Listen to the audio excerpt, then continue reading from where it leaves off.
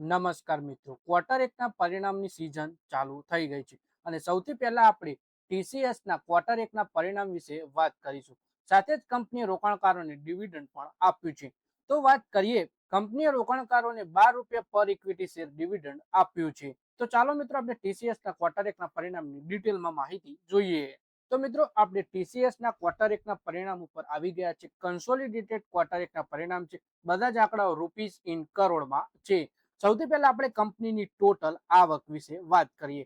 આ ક્વાર્ટરમાં કંપની 73,843 કરોડ રૂપિયા આવક નોંધાવી, જે ગયા ક્વાર્ટરમાં 71,455 કરોડ હતી અને ગયા વર્ષે પહેલા ક્વાર્ટરમાં 65,097 કરોડ રૂપિયા કંપનીની આવક થઈ હતી.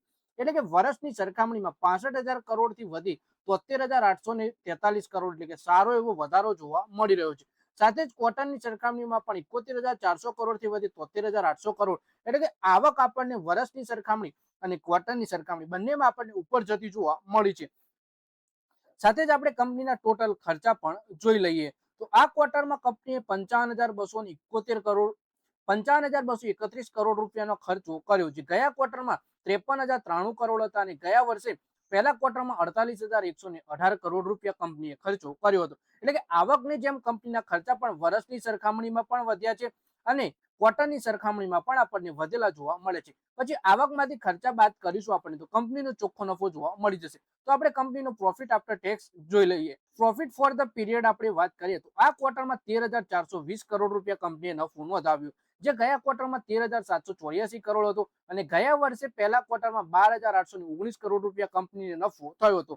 તો વર્ષની સરખામણીમાં તો 12,800 કરોડથી વધી 13,420 કરોડ રૂપિયા નફો થયો છે. એટલે કે વર્ષની સરખામણીમાં આપણને નફામાં વધારો જોવા મળી રહ્યો છે, પણ ક્વાર્ટરની સરખામણીમાં આપણને ઘટાડો જોવા મળ્યો છે. 13,784 કરોડથી ઘટીને 13,420 કરોડે કંપનીનો નફો આવી ગયો. પણ આ નફામાં આપણને વાત કરીએ તો સેટલમેન્ટ ઓફ લીગલ ક્લેમ, એટલે કે 668 કરોડ રૂપિયાનો કંપનીએ લીગલ ક્લેમ પણ સેટલમેન્ટ કર્યું છે, જેના કારણે આપણને નફામાં ઘટાડો જોવા મળે છે. ઓપરેટિંગ પ્રોફિટ તો આપણને 18,612 કરોડ, એટલે કે વર્ષની સરખામણી ક્વાર્ટરની સરખામણી બંનેમાં ઓપરેટિંગ નફો વધેલો જોવા મળ્યો છે.